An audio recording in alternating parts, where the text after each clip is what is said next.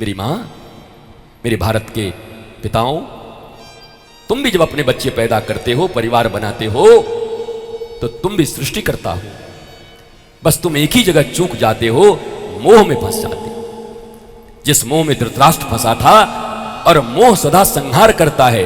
मोह कभी किसी का आज तक उद्धार नहीं किया है।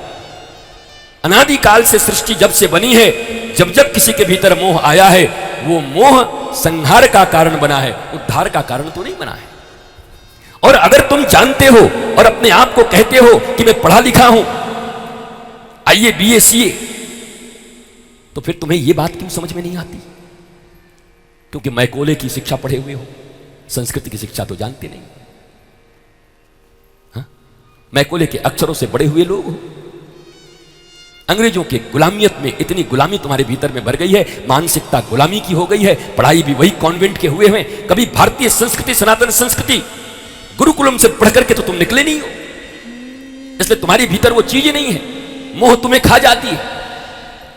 इतना सब कुछ अच्छा करने के बाद भी, बच्चे बच्चे पैदा करने के बाद भी, अपना सब बेच करके उनका लालन पालन करने के बाद भी, खुद रात भर नहीं सोते उनके सुलाने के बाद भी, खुद अच्छे कपड़े नहीं पहनते उनको पहनाने के बाद भी, अपने को दुख में रख करके अपने बच्चों को सुखी रखने के बाद भी तुम्हारे जीवन में आह्लाद, प्रेम और शांति नहीं है, क्योंकि मोह तुम्हारा संहार कर रहा है। श्रीमद् भागवत तुम्हें मोह से ऊपर उठाती है। श्रीमद् भागवत कोई नाचने गाने का कथा नहीं है, ये केवल मनोरंजन का साधन नहीं है, मनोमंथन का। ये इंटरटेनमेंट नहीं है, एनलाइटनमेंट के लिए। इंटरटेनमेंट करने के लिए मल्टीप्लेक्स काफी है, जाओ नाचो, नाचने। बॉलीवुड में नाचने वाले ही हैं, गाने वाले ही हैं, देखो उनको। इस आसन से भी बैठ करके अगर तुम वही अपेक्षा करते हो, भारत के सबसे उत्कृष्ट जागृत पीठ से अगर तुम वही अपेक्षा करते हो कि आधे घंटे 2 घंटे तुम्हें नचाए, दहिया पी गए, सरर करर यही करते रहे,